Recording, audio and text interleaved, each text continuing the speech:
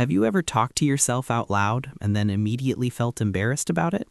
Or needed complete silence to focus while everyone around you seemed totally fine with noise?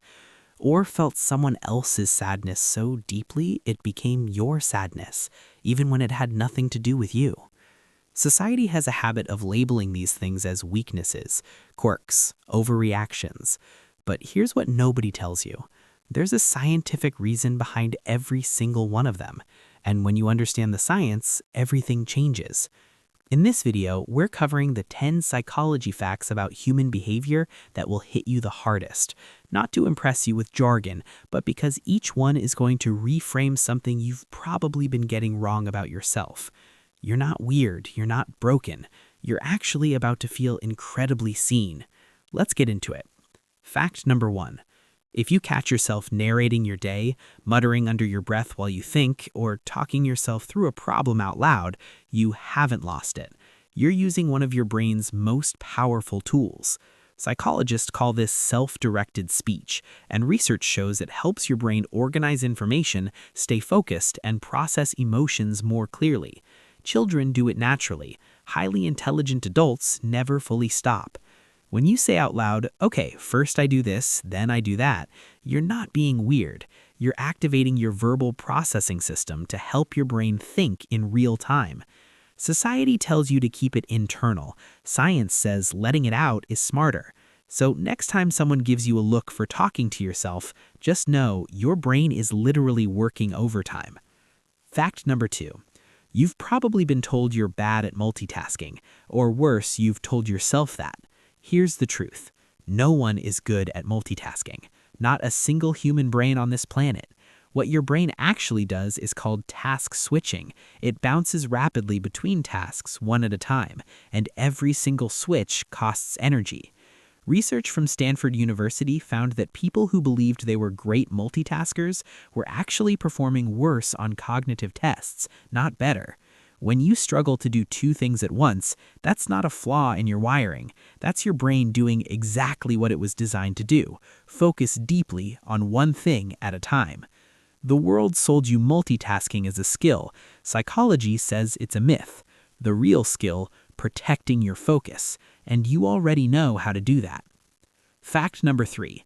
If you need a morning routine to function, if disrupting that routine throws off your entire day, if you've ever been called rigid or too structured, this one is for you. Your brain runs on something called cognitive load, the mental energy it takes to process decisions, information, and tasks. Routines exist to reduce that load. When you automate a behavior, wake up, do the same things in the same order, your brain doesn't have to spend energy deciding. That saved energy goes somewhere else, to creativity, to focus, to handling the unpredictable things life throws at you. Your routines aren't a crutch. They're a system your brain built to protect its most valuable resource, mental energy. Society calls it inflexibility. Neuroscience calls it optimization. You've been optimizing this whole time. Fact number 4. Here's a paradox that will immediately make sense to you. More options equals more freedom. More freedom equals more happiness, right? Wrong. Psychologist Barry Schwartz called this the paradox of choice, and the research is clear. The more options you have, the more likely you are to feel anxious, second-guess your decision, and feel less satisfied with whatever you chose. Why? Because more options means more opportunities to wonder, did I choose wrong? If you've ever felt paralyzed by a menu, or unable to choose between two things even when both are fine, or regretted a perfectly good decision just because other options existed, your brain isn't broken. It's overwhelmed by a world that keeps offering you more without telling you that more isn't always better. The people who are happiest with their decisions set limits on their choices. They decide fast and commit. You don't need more options, you need permission to choose.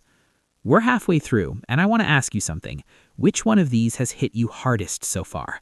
Drop the number in the comments. I genuinely want to know which fact felt like it was written about you specifically. Keep watching. The second half of this list gets even more personal. Fact number 5. If you've ever been told to just move on or stop being so sensitive, and instead of moving on, the feeling got louder, this is why. Research from Harvard Medical School found that suppressing an emotion doesn't eliminate it, it amplifies it. When you push a feeling down, your brain treats it as an unresolved threat. It keeps sending signals, trying to get your attention. The longer you ignore it, the stronger that signal gets. It's not weakness that makes you feel things intensely, it's biology. The people who seem unaffected by hard emotions aren't stronger than you. They're often just better at ignoring the signal, which means it's building pressure underneath the surface. Feeling things deeply isn't a design flaw. It's your nervous system doing exactly what it was built to do, flagging what matters. The goal isn't to feel less, it's to let yourself feel so the emotion can complete its cycle and move through you. Fact number 6. You trust your memories. Of course you do. But here's something that should actually feel freeing. Your brain doesn't store memories like a camera stores video.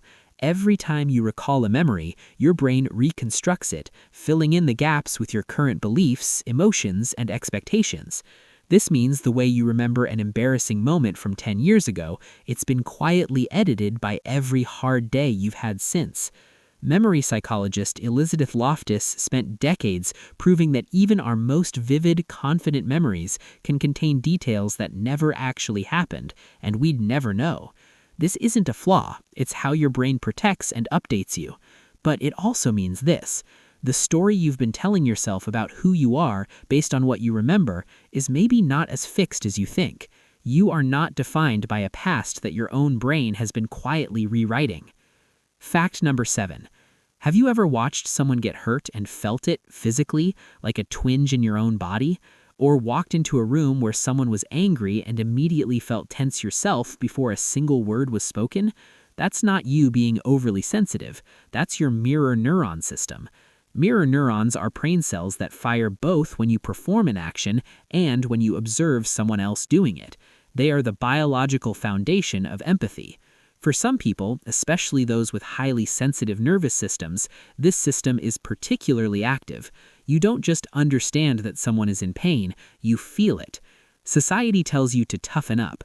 Neuroscience says you are wired for deep connection.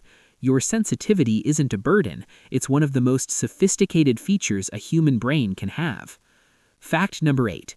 Your mind wanders, you lose focus, you start a task, and 20 minutes later you're somewhere completely different inside your own head, and you probably tell yourself you're failing.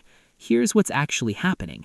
Neuroscientists call it the default mode network, a system in your brain that activates specifically when your attention isn't focused on an external task.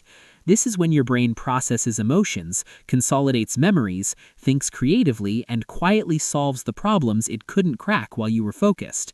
Daydreaming isn't laziness, it's your brain switching to maintenance mode. Some of the most important breakthroughs in human history happened during moments of unfocused thought, not during grinding.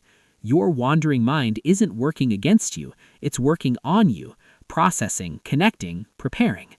The next time your focus drifts, let it finish what it started. Fact number 9. Maya Angelou said it first. Psychology confirmed it decades later. Research consistently shows that the content of an interaction, the actual words, the specific things said, fades from memory relatively quickly. What lingers is the emotional residue, the feeling of being heard, the warmth of being truly seen, the quiet sting of being dismissed. This is why the people who matter most in your life aren't always the ones who gave you the best advice. They're the ones who made you feel safe enough to be yourself. And if you're someone who naturally tunes into how others are feeling, who notices when someone feels unseen and instinctively wants to change that, you're not overthinking social situations. You're tracking the only dimension of human interaction that actually lasts. That's not anxiety, that's attunement. 10 facts, and this might be the most important one. Right now, thoughts are moving through your mind. Some of them are strange, some of them are dark, some of them don't feel like you at all. And here's what psychology has known for decades, but most people never hear. You are not the thoughts. You are the one observing them. Research in cognitive behavioral therapy and mindfulness science shows that the act of noticing a thought, rather than becoming the thought, is one of the most powerful things a human brain can do. Dark thoughts don't make you a dark person. Anxious thoughts don't mean your life is in danger. Intrusive thoughts don't mean you want what they're describing. They are signals passing through a very complex system. You are not broken. You are not your worst thought on your worst day. You are the one who noticed. And that noticing, that's the beginning of things. 10 facts, each one a reframe. Because that's what the adaptive self is about. Not to overwhelm you with science, but to give you language for things you've always felt and never had the words for. You were never broken. You were never too sensitive, too structured, too distracted, or too much. You were just waiting for someone to explain it. If one of these facts hit you, drop the number in the comments. I read every single one. And if this video helped you understand yourself even a little better, share it with one person who needs to hear it. Because somewhere out there, someone is sitting alone thinking they're the only one who feels this way. Let's make sure they find out they're not. Subscribe to the Adaptive Self, and I'll see you in the next one.